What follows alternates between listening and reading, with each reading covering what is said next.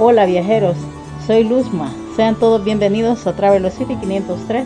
En esta ocasión nos encontramos en Springfield, Branson, Estados Unidos, en un santuario natural de cavernas fantásticas. Está situado al noreste de Springfield, Missouri.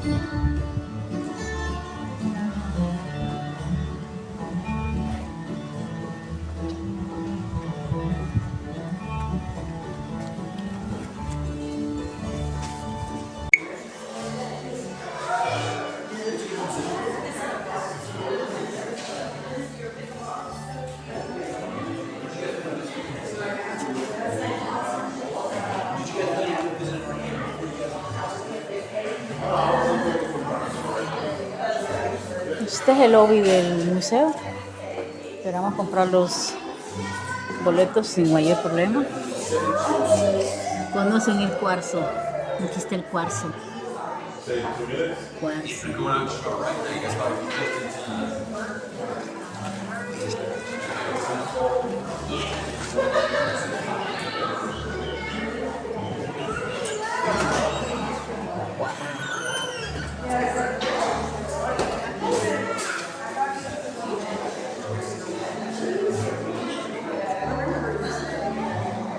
Que no conocen el cuarzo.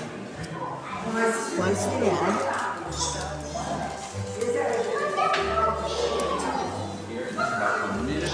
Aquí, ¿verdad?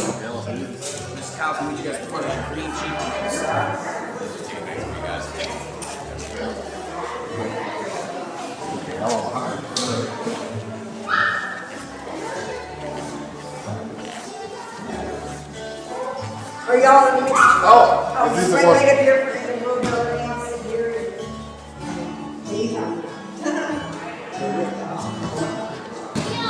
It's slow today. Huh? It's kind of slow today. Yeah, it was a little bit busier earlier.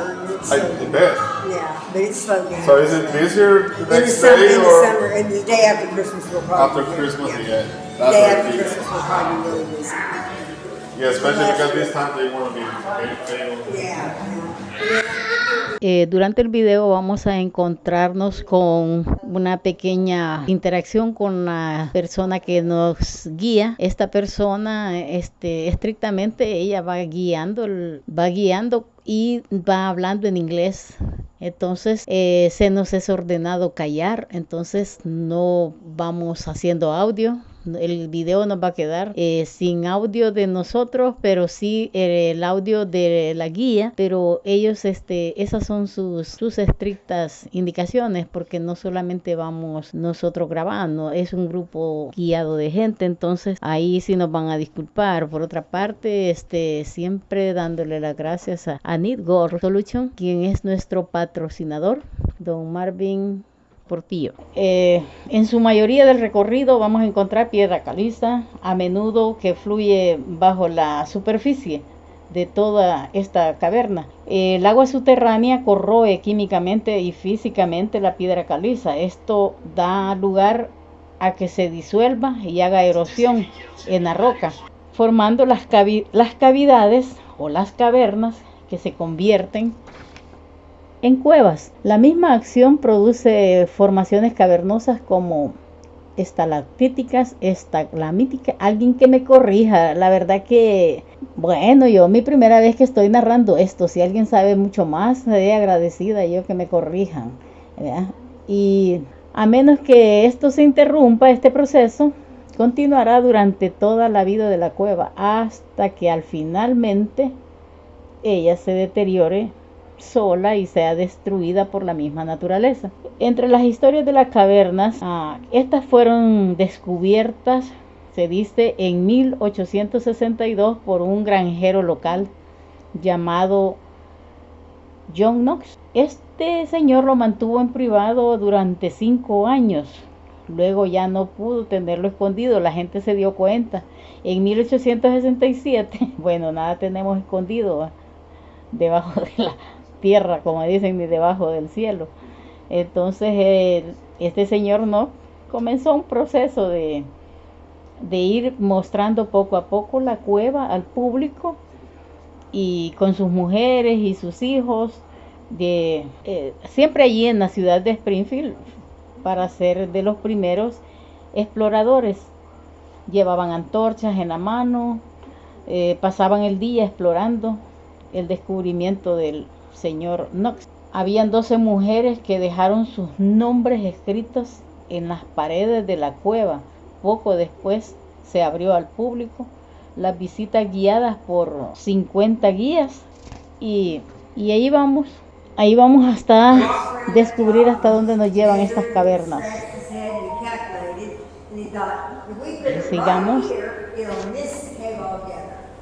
Oops, he miscalculated by about 10 feet. He wanted it on the other side of the cave wall. When they realized that they had hit the cave, they came down to see how much damage was done. They took a look at it and they thought, you know what? It's out of the way, let's just leave it alone. Because they'd already made a hole in the ceiling, so anything that they might try to do to correct that was just going to cause more damage. So they decided to leave it. And then they got to thinking, yeah, we're down here anyway, let's go ahead and drill down a little further. So they went ahead and drilled down another 50 feet, they hit water, and everything turned out quite well. That's the last one. It was like, oh, this was solid black cast iron when it first came through the cave. Through the years, the cave has kind of embraced it, adopted it, and given it a nice coat of cast iron.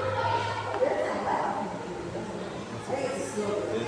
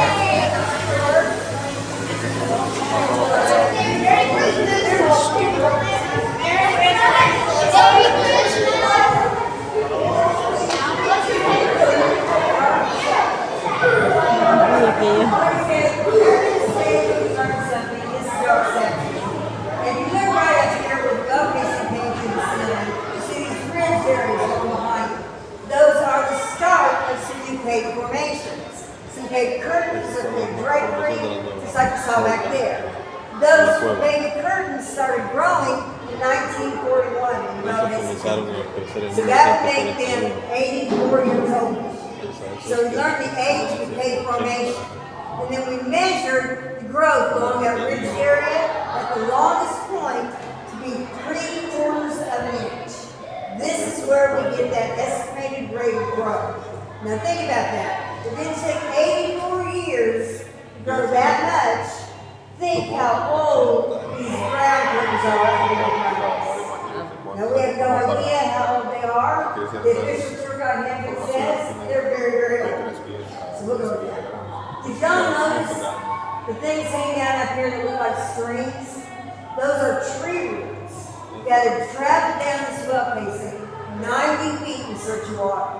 So we are 90 feet below the surface right here at this point. We've gone underneath the parking lot. We've gone underneath the county road that you came in on. And we are going into the side of the hill. So we're not really going down, we're going up on top of this. All right, we're going to go on up here to the next stop. As we go forward, behind that brown curtain is a beautiful example of a column or a pillar. Be sure to check that out.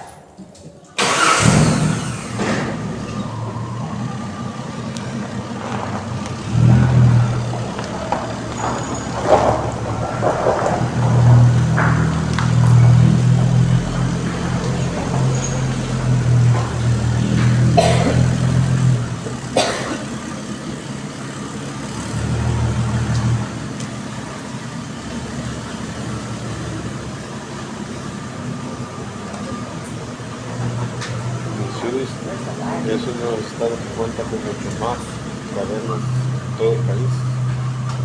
Cuenta con alrededor de, creo que 200 cavernas.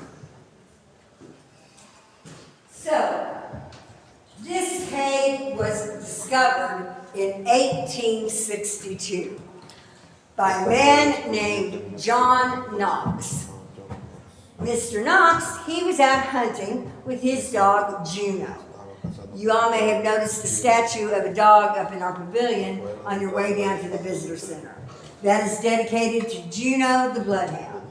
Anyway, they're out hunting, and Juno chases a small animal into a small hole inside of the hill.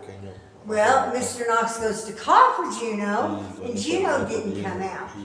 But Mr. Knox could hear his dog. He could hear Juno whining and whimpering. Well, being fond of his dog, he goes back to his house and he gets himself a candle or a lantern. They didn't have flashlights back then. And he goes to that hole where his dog went in. Now this you just turn it upside down. Cuando lo apague, él solo se... It'll go out when I turn off the lights. Yeah. Okay. All right, so I'm going to hit down to 3. I'm going to hit the lights. If you think you might get scared, just close your eyes. Okay, 1, 2, 3. And that is pretty much the absence of light.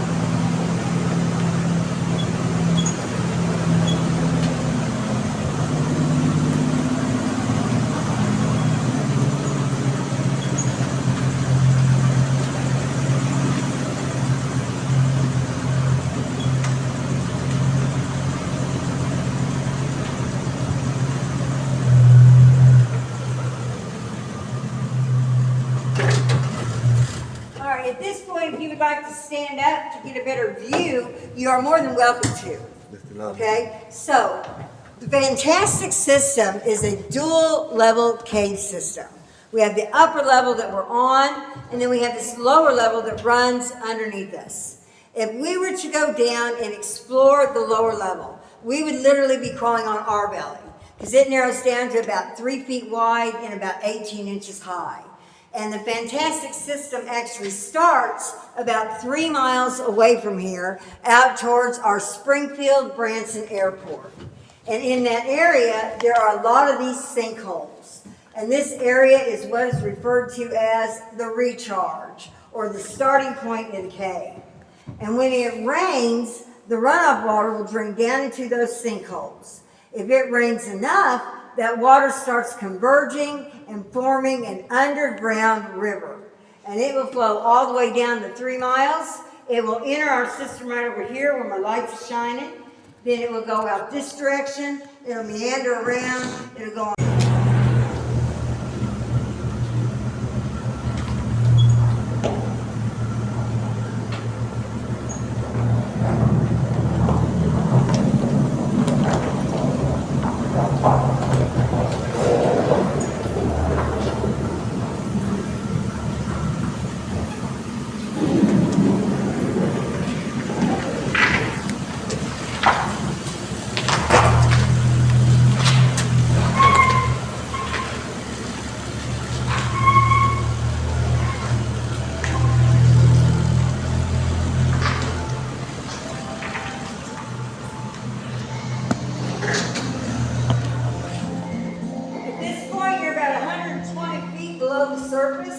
Behind the screen, the cave goes back another 160 feet or so, and it just narrows down to a clay wall back in there. Right in with a large crowd of over 700 people then. Well, I do have a little demonstration for you. Mr. Knox discovered the cave in 1862. However, he did not place that ad in the paper till 1867. He waited for 5 years. And the reason behind that is the American Civil War was going on. And Mr. Knox knew if word got out that he had a cave, either the Union or the Confederate Army would come through and take it. Both armies were in this area at that time. Both armies were actively seeking out caves. This is why Mr. Knox did not tell anybody, didn't even tell his family, because there was nothing civil about the Civil War. His brother and his brother, and that's why he kept quiet about it. But what these soldiers would do when they would find caves, they would go in there and they would start digging out cave soil, preferably soil that contained backwater. And they would take that soil and they would fill these large vats with it. These were called leaching vats. So they would fill that with cave dirt, and then they would take water, they would run it over the top of that soil. That cave would then run down through the soil, and it would come out down here in the form of a muddy slurry. And that was a process called bleaching out the minerals, because that's what they were after, the minerals that they were finding in the cave soil. So then they would take that muddy slurry, and they would start cooking it. And they would cook it in large kettles that they would place out of the ground. And they would cook that all day long. At the end of the day, when the water would finally keep away, what they were left with were these crystals that stuck to the sides and the bottom of the pot.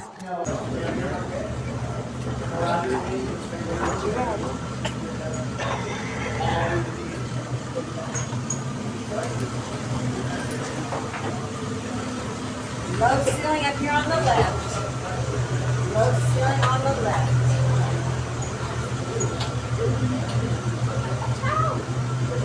Your head's low.